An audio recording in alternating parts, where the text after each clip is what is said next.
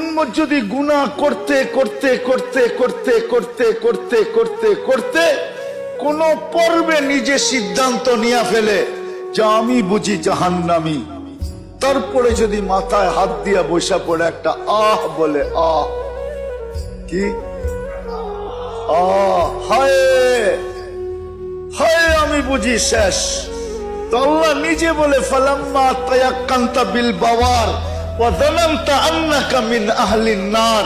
মানাহতু ইলাইকা রিদওয়ানি ওয়াল্লাইতু ইলাইকা গুফরানি ওয়া কুলতু লাকা লা তাহসান গফারতু লাকা যুনুবা ওয়াল আওসার ওয়া লিআজলিকা সাম্মাইতু নাফসি আল আজিজুল গফফার।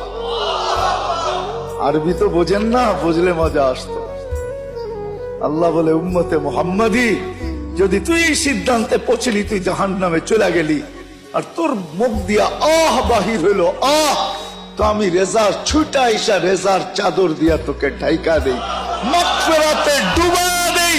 পিঠে হাত বুলায়া বলতে থাকি চিন্তার কোনো কারণ নাই, তোর গুনাহ খাতা মাফ করে দিলাম, আমি আজিজুল গফফার তো তোর জন্যই, নাইলে আমার গফফার হওয়ার দরকারটা কি ছিল?